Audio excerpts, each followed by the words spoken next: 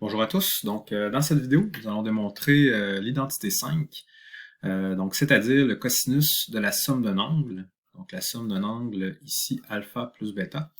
Nous allons réutiliser la même figure que celle utilisée pour la démonstration de l'identité 4. Donc, ça peut être bien d'aller la voir précédemment pour savoir comment est-ce qu'on la construit. Sinon, on va commencer immédiatement la démonstration. Donc, si je reprends cette figure-ci, on obtient, comme on avait fait pour l'autre vidéo, un triangle en considérant le triangle ADE, juste ici. Donc, juste ici, on a bien un angle alpha plus bêta, qui est dans mon triangle rectangle, juste ici.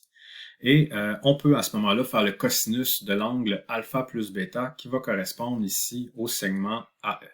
Donc, c'est ce qu'on a fait ici, donc le côté adjacent sur l'hypoténuse qui vaut 1. Donc, à ce moment-là, le cosinus de alpha plus bêta est égal à la longueur du segment AE. Le segment AE, qui est en fait, si on peut déconstruire ça un peu, qui est égal en termes de longueur à considérer tout le segment AB, c'est ici, moins le segment EB. Donc, effectivement, tout ce segment-là, moins celui-ci, va être égal au segment AE. Donc, c'est à partir de là qu'on va continuer la démonstration, c'est-à-dire que le défi maintenant devient de écrire la longueur du segment AB et EB à l'aide de cosinus et de sinus de alpha et bêta. Donc, on va commencer d'abord avec le segment AB. Donc, c'est ici tout le long segment juste ici. Eh bien, on a simplement à considérer, c'est ici, on va considérer le triangle rectangle ABC. Donc, si on le fait apparaître juste ici, donc ce segment-ci que je mets en rouge. Donc, le triangle rectangle ABC, eh bien, tout simplement, on va regarder le cosinus de alpha. Donc, si je regarde mon cosinus de alpha, ça va être égal, dans le fond, à mon côté adjacent qui est AB, sur l'hypoténuse qui vaut cos de bêta juste ici.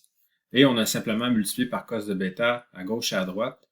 Et de cette façon-là, on a isolé le AB qui est égal à cos de alpha, cos de bêta. Donc, de cette façon-là, on a maintenant l'expression pour la longueur de AB, du segment AB. On peut maintenant faire le segment EB. L'idée, c'est que mon segment EB ici, donc je vais nettoyer un peu.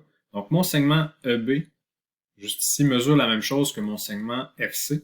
Et on va pouvoir considérer le triangle maintenant, le DFC.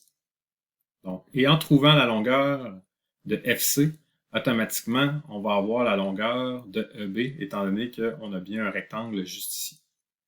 Donc, dans mon triangle ici en rouge, DFC, donc tout simplement, on va regarder que vaut le sinus de alpha. Mon sinus d'alpha, c'est mon côté opposé qui est le FC, sur l'hypoténuse qui est sin de bêta. Donc, juste ici. Et encore une fois, on a simplement à multiplier par le sin de bêta de chaque côté. De cette façon-là, on isole le FC, qui vaut sinus de alpha fois sin de bêta. Et on a maintenant notre expression pour le segment EB, étant donné que EB est égal à FC et que FC valait sin de alpha plus sin de alpha fois sin de bêta. Donc, on a nos deux résultats. On a simplement maintenant à les mettre en commun.